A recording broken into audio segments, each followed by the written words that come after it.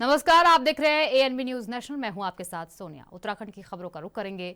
विश्व प्रसिद्ध उत्तराखंड की चारधाम यात्रा का आज विधिवत शुभारंभ हो गया है। ऋषिकेश के ट्रांजिट कैंप परिसर में चारधाम यात्रा संचालित करने वाली संयुक्त रेजिस्ट्रेशन व्यवस्था समिति ने चारधाम यात्रा के शुभारंभ पर कार्यक्रम का आयोजन किया, जिसमें मुख्यमंत्री पुष्कर सिंह धामी, कैबिनेट मंत्री सुबोध उनियाल और पूर्व मंत्री प्रेमचंद अग्रवाल पहुंचे।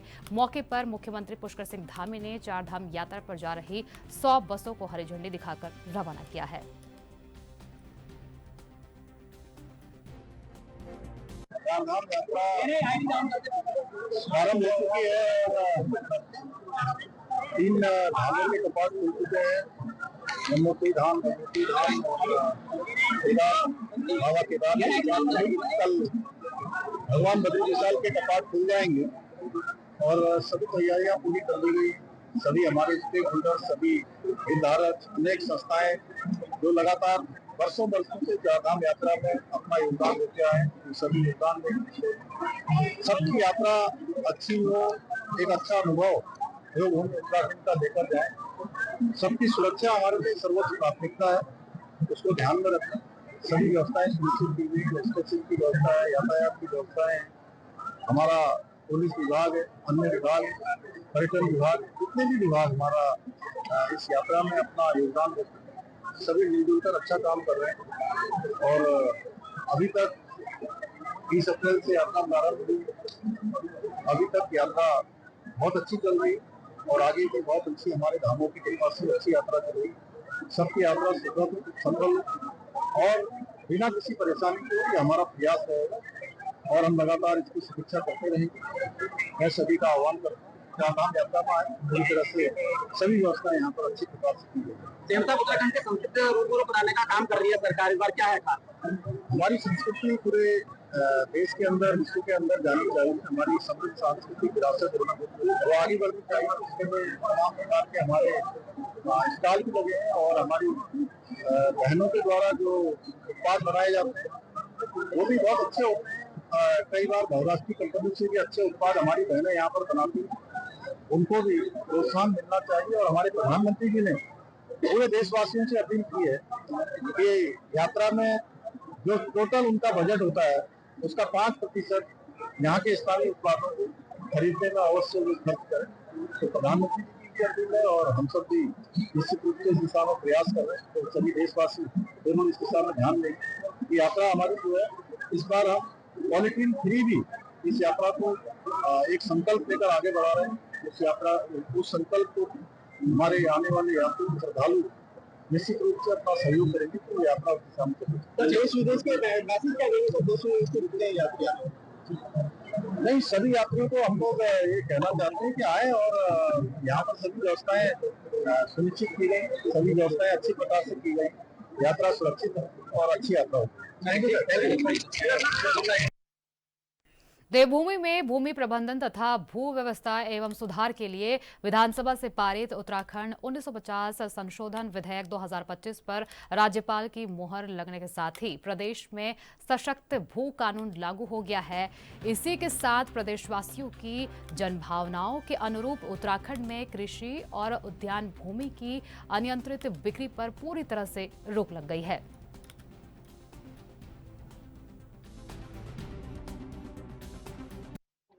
वो हमारा संकल्प था, हमने वचन दिया था कि हम राज्य की जनता के सामने हमने हमेशा कहा था कि हम सशक्त भू कानून लाने की दिशा में हम काम करेंगे और हमने अपना जो वचन था उसको पूरा किया है, हमने आगे बढ़ाया। आज बाबा वो हमारा संकल्प था, हमने वचन दिया था कि हम राज्य की जनता के सामने हमने हमेशा कहा था कि हम सशक्त भू कानून लाने की दिशा में हम काम करेंगे और हमने अपना जो वचन था उसको पूरा किया है, हमने आगे बढ़ाया। आज बाबा मुख्यमंत्री पुष्कर सिंह धामी ने राज्य कर्मचारियों व पेंशनरों और पारिवारिक पेंशनरों का महंगाई भत्ता 2% बढ़ा दिया है। शुक्रवार को उन्होंने इस प्रस्ताव को मंजूरी दे दी है। बढ़े हुए महंगाई भत्ते का लाभ कर्मचारियों को 1 जनवरी से मिलेगा। अभी कर्मचारियों के महंगाई भत्ते की दर 53% है। 2% बढ़ोतरी के बाद ये 55% प्रतिमाह हो जाएगी।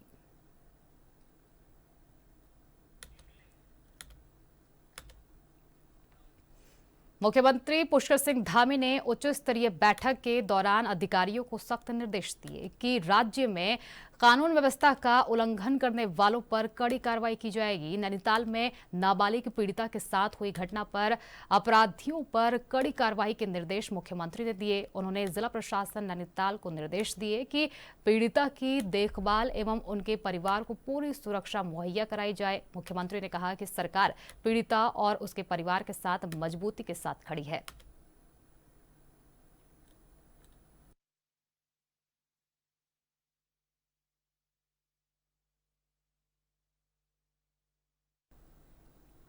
जम्मू कश्मीर में पर्यटकों पर हुए आतंकी हमले के बाद उत्तराखंड की 4 धाम यात्रा की सुरक्षा को लेकर धामी सरकार कोई कमी कसर नहीं छोड़ती दिखाई दे रही है।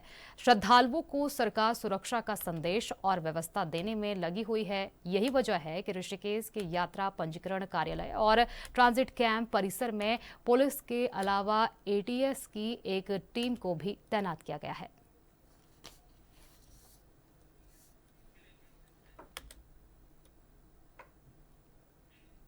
बीते 30 अप्रैल अक्षय तृतीया पर सबसे पहले उत्तरकाशी जिले में गंगोत्री तथा यमुनोत्री के कपाट श्रद्धालुओं के लिए खोल दिए गए तो वहीं केदारनाथ धाम के कपाट भी खोल दिए गए हैं। अब 4 मई को बद्रीनाथ धाम के कपाट भी श्रद्धालुओं के लिए खोल दिए जाएंगे।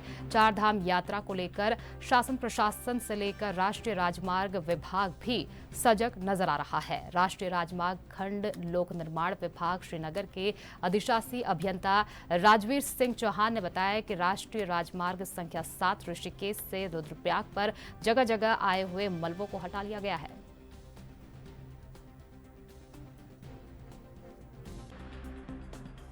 मैं राष्ट्रीय राजमार्ग प्रशासन की ओर से सभी प्रदेशवासियों से देशवासियों से को चारधाम यात्रा की शुभकामनाएं देता हूं। आप सभी से अनुरोध है कि आप अपने परिवार के साथ जो है चारधाम यात्रा करें और इसको सुगम और सुरक्षित बनाने में हमारा सहयोग करें। धन्यवाद। देखिए, चारधाम यात्रा हमारी प्रदेश ही नहीं पूरे देश की बड़ी एक प्रतिष्ठित यात्रा है और हमारा राज्य इससे पूरा जाना जाता है। ये बड़ी इम्पोर्टेंट हमारे लिए, हमारे स्टेट के लिए है। इसमें भी राष्ट्रीय राजमार्ग 58 जो है, जिसका नया नंबर 7 है, ये हमारे पास ऋषिकेश से लेकर रुद्रप्रयाग तक का प्रभाग 135 किलोमीटर का पड़ता है। ये सबसे इम्पॉर्टेंट एक पार्ट है इसका, चूँकि श्री केदारनाथ श्री बद्रीनाथ धाम के लिए इसी राष्ट्रीय राजमार्ग से होकर के ट्रैफिक चलता है। इसमें काफ़ी समय पहले से ही इसमें माननीय मुख्यमंत्री जी ने इसमें डायरेक्शंस दे दिए थे। विभिन्न बैठकें भी हुई कि चारधाम यात्रा को हमें कैसे सुगम और सुरक्षित बनाना है। इसके लिए कार्य योजना पहले तैयार हो गई थी, उसको फिर हम लोगों ने लास्ट 2-2.5-3 महीने में एग्जीक्यूट किया है। इसमें मुख्यतः हम लोग को यही डायरेक्शंस मिले थे कि पूरे राष्ट्रीय राजमार्ग को, चारधाम यात्रा मार्ग को हमें पैचलेस करना है।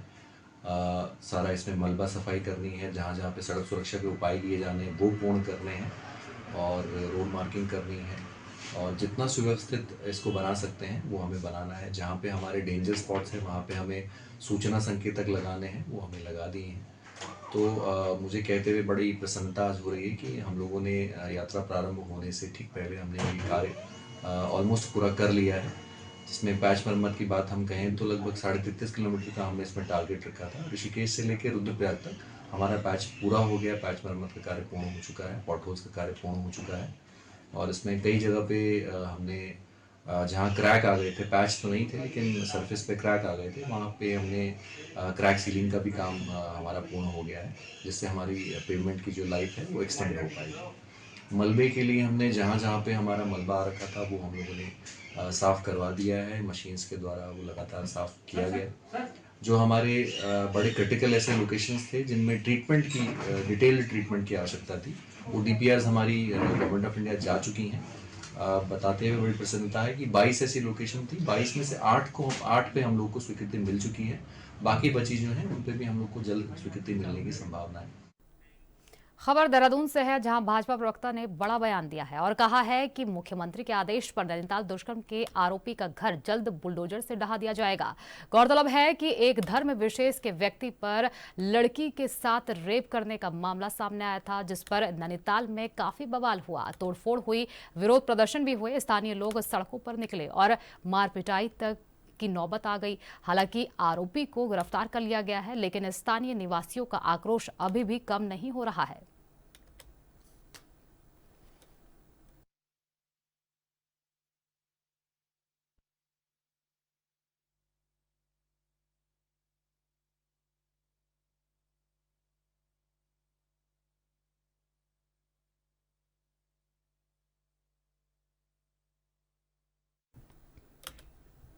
कांग्रेस के प्रदेश अध्यक्ष करण महरा ने कहा कि जातीय जनगणना सिर्फ एक आंकड़ा नहीं, ये हर तबके को उसका हक दिलाने की दिशा में ऐतिहासिक कदम है। कांग्रेस पार्टी और राहुल गांधी की ये जीत सामाजिक न्याय की जीत है, क्योंकि राहुल गांधी ने सबसे पहले इसकी मांग की थी। महरा ने कहा कि अब हर आवाज गिनी जाएगी और हर हकदार को अधिकार मिलेगा।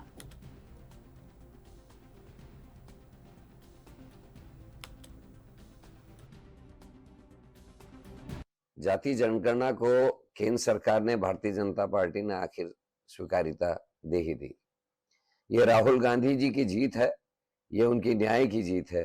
राहुल गांधी ने देश में कन्याकुमारी से कश्मीर तक भारत जोड़ो यात्रा निकाली, उसके बाद न्याय यात्रा निकाली, और इनका उद्देश्य यही था कि देश के अल्पसंख्यक, पिछड़े, दलित और शोषित वर्ग से मुलाकात करके उनकी जनभावना को समझना और भारत को क्या आवश्यकता है आगे बढ़ने के लिए, इस बात को समझना।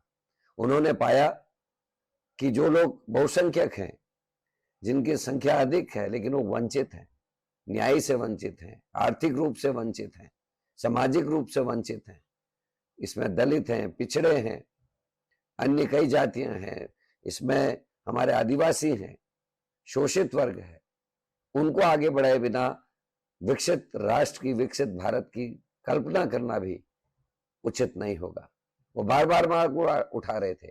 और दूसरी तरफ भारतीय जनता पार्टी की सरकार, भारतीय जनता पार्टी के प्रवक्ता और नेता बार बार इसे विखंडित करने वाली एक राजनीति बता रहे थे और इसकी बुराइयां कर रहे थे।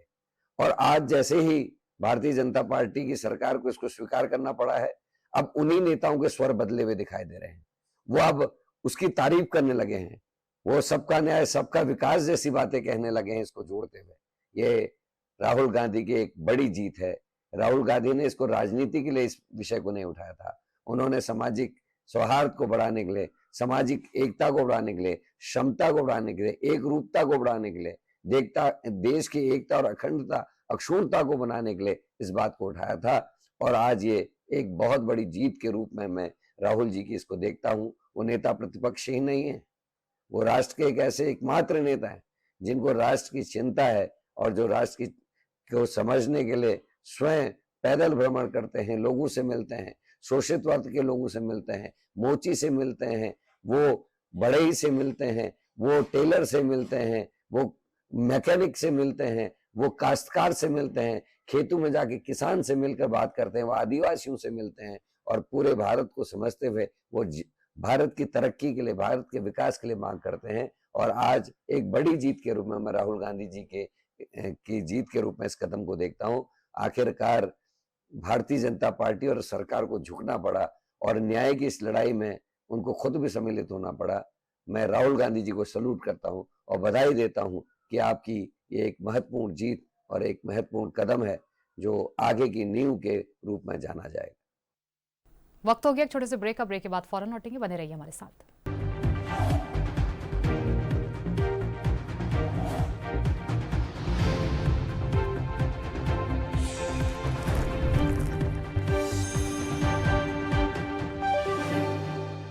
ब्रेक के बाद स्वागत है। अगली खबर का रुख करेंगे। केंद्र में मोदी कैबिनेट ने एक महत्वपूर्ण फैसला लिया है, जिसमें कि देश में जनगणना के साथ जातिगत जनगणना भी कराई जाएगी। इसको लेकर कांग्रेस पार्टी की महिला प्रदेश अध्यक्ष ज्योति रौतेला ने कहा कि केंद्र सरकार ने जो निर्णय लिया है जगजाहिर जनगणना कराने का, जातिगत जनगणना कराने का, ये एक तरीके से राहुल गांधी और कांग्रेस पार्टी की जीत है।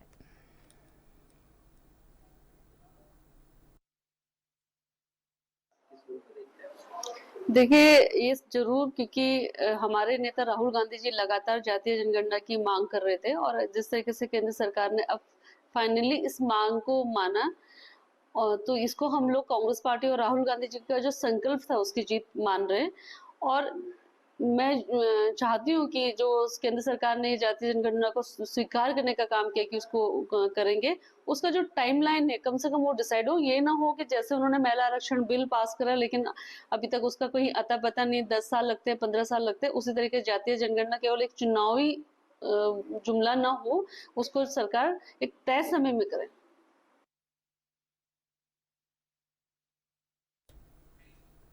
कांग्रेस हाल ही में हुई संविधान बचाओ रैली को बेहद सफल करार दे रही है, तो वहीं भाजपा ने इसे राहुल सोनिया बचाओ रैली कहा है। भाजपा की प्रदेश प्रवक्ता कमलेश रमन का कहना है कि कांग्रेस की संविधान बचाओ रैली में हर कोई अपनी राजनीति चमका रहा है। किसी ने भी संगठन या कांग्रेस को मजबूत करने की बात नहीं कही। जो पार्टी बाबा भीमराव अंबेडकर को जीते जी सम्मान नहीं दे पाई, जिसने उनके एक फोटो तक संसद में नहीं लगाने दी, वो अब संविधान बचाओ की बात कर रहे हैं।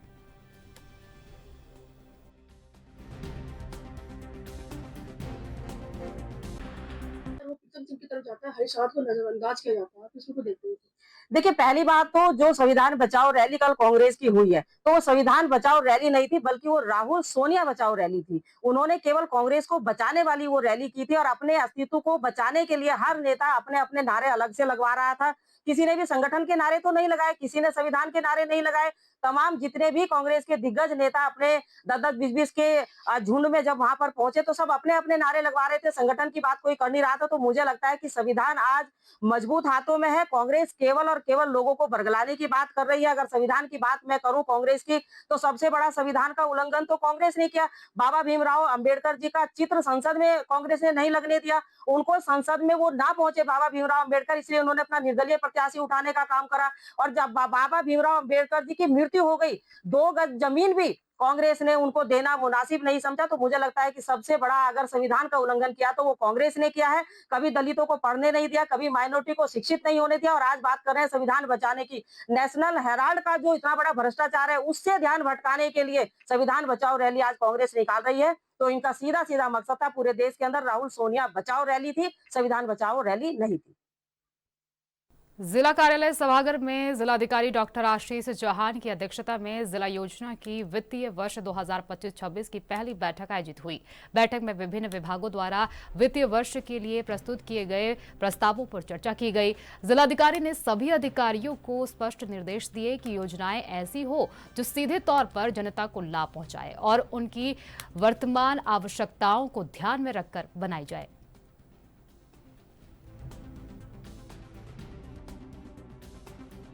शासन के निर्देश है, उस क्रम में जल्दी से जल्दी जिला योजना को जो पास करवाया जाना है, तो उसमें आउटले फाइनलाइज किए जाने के लिए बैठक की गई थी। और उसमें जो हमारा बजटरी साइज है वो 119.99 करोड़ का पिछली बार का ही रखा गया।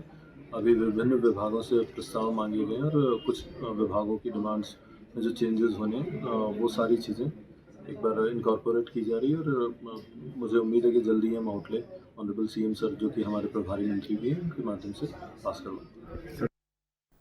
राजधानी देहरादून में डेंगू के मामले लगातार बढ़ते हुए नजर आ रहे हैं। ऐसे में नगर निगम की बात की जाए तो नगर निगम द्वारा सभी वार्डों में फॉगिंग की जा रही है। वहीं देहरादून मेयर सौरभ थपलियाल का कहना है कि सभी पार्षदों को कहा गया है कि सभी पार्षद अपने क्षेत्र में लोगों को प्रेरित करें कि अपने घरों में पानी इकट्ठा न होने दें। साथ ही अगर इस बीच लापरवाही के चलते किसी के घर से डेंगू का लार्वा मिलता है तो उनके खिलाफ कार्रवाई की जाएगी।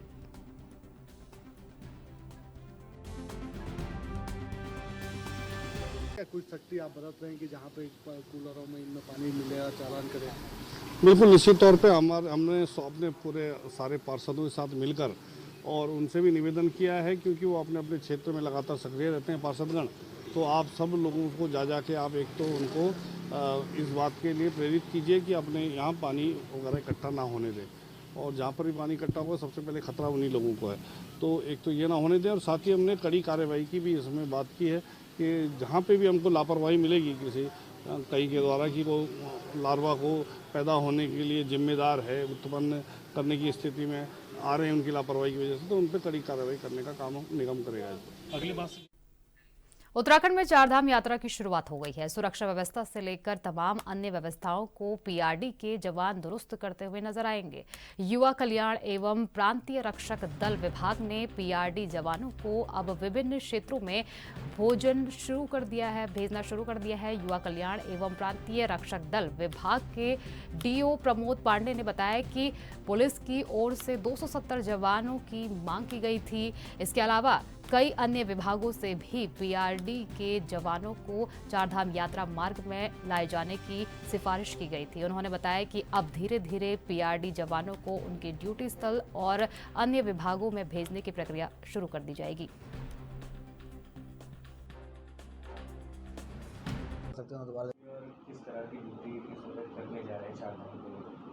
चारधाम यात्रा के लिए 270 लोगों की डिमांड थी एसएसपी साहब की, जिसके क्रम में हमें स्वीकृतियाँ भी पूरी प्राप्त हो गई नहीं साले से। इस वर्ष जो यात्रा है उसकी गंभीरता को लेते हुए सारे विभागों की मांग है हमारे पास। आरटीओ ने हमसे करीब 70-80 लोग मांगे हैं। नगर पालिका मसूरी ने भी हमसे यात्रा सीजन को देखते हुए मांगा है। तो इस समय हम प्राथमिक रूप से पुलिस विभाग को 150 पीआरडी स्वयंसेवक उपलब्ध करा रहे हैं, जिसमें से 100 पीआरडी का डिप्लॉयशन हमने कल कर दिया है और 50 हम आज करने जा रहे हैं। नगर से लेकर कालसी से लेकर अपना ऋषिकेश पर इन सब जगह रहेगी। जितने भी हमारे शहर प्रदेश को छूने वाली सीमा है, यहाँ पर जो चेक पोस्ट है उन पर रहेगी। यातायात पे हम विशेष जोर दे रहे हैं इस बार, उसमें हमने 40 लोग यातायात पे दिए हैं। पौड़ी के विकास भवन सभागार में विकास कार्यों की मासिक समीक्षा बैठक का आयोजन हुआ। बैठक की अध्यक्षता करते हुए मुख्य विकास अधिकारी गिरीश गुणवंत ने विभागीय अधिकारियों और खंड विकास अधिकारियों को निर्देश दिए कि सभी योजनाओं का क्रियान्वयन ब्लॉक स्तर पर तय समय सीमा के भीतर किया जाए। बैठक में सीडीओ ने स्पष्ट किया कि अधूरे विकास कार्यों को शीघ्रता से पूर्ण किया जाए। उन्होंने कहा कि जिन अमृत सरोवरों को पर्यटन की दृष्टि से विकसित किया जाना है, उनकी रिपोर्ट तत्काल प्रस्तुत की जाए ताकि कार्य समय पर शुरू किया जा सके। उन्होंने मत्स्य, पशुपालन, कृषि और रेशम विभागों से भी बेहतर कार्य करने को कहा है। मुख्य विकास अधिकारी ने कहा कि सभी अधिकारी क्षेत्रीय विकास कार्यों में तेजी लाए ताकि ग्रामीण जनता को योजनाओं का लाभ समय पर मिल सके।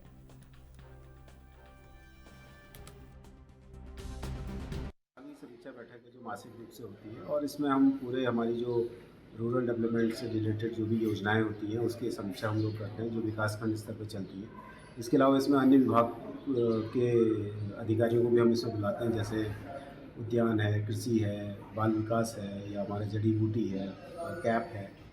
तो इन सभी विभागों के अधिकारियों के साथ में वीडियोज़ का इंटरेक्शन कराते हैं और जो इन विभागों की भी जो योजनाएं हमारे ब्लॉक में चलती हैं तो उसमें क्या प्रगति है और इसमें आपस में कोऑर्डिनेशन कैसे होना है, तो उसके बारे में इनसे बात की जाती है। और साथ में जो ब्लॉक के माध्यम से और विभिन्न विभागों का जो कन्वर्जेंस होता है विभिन्न योजनाओं में, उसके बारे में भी हम लोग इसमें चर्चा करते हैं। आज एक जो हमारा एक सरकार ने एक योजना चलाती है DDU-GKY, जो कि दीनदयाल उपाध्याय ग्रामीण कौशल विकास योजना के नाम से जानी जाती है। तो उसमें जो हम लोग पौड़ी जनपद के जो हमारे युवा साथी हैं, युवक युवतियाँ, तो उनको 3 से 4 महीने की एक ट्रेनिंग उस विभिन्न ट्रेडों में इसमें कराई जाती है। तो हमारी कोशिश ये है कि यहाँ पे क्योंकि टूरिज़्म एंड हॉस्पिटैलिटी में काफ़ी अच्छा स्कोप है, तो हम इसमें अपने जो यहाँ के युवक युवतियाँ हैं उनको ट्रेनिंग कराना चाह रहे हैं। तो आज उसके बारे में भी हमने उनके जो DDU-GKY से लोग आए थे उनके साथ में चर्चा की है। तो हमारे पास में लगभग 85 युवक युवतियों का नाम हमारे पास में आ चुके हैं और हम अब इसकी ट्रेनिंग कराना शुरू करेंगे, जिससे कि वो लोग अपना रोज़गार कर सकें। कुछ लोग जो स्वरोजगार में अपना होम स्टे चलाना चाहते हैं वो अपना होम स्टे चलाएंगे, अदरवाइज़ उनको अगर प्राइवेट सेक्टर में या कहीं और गवर्नमेंट सेक्टर में जॉब ऑफर होता है तो उसमें अपना जॉब। उत्तराखंड के खबरों में फिलहाल के लिए इतना ही। देश और दुनिया से जुड़ी तमाम बड़ी खबरों ले देते रहिए ANB न्यूज़ नेशनल।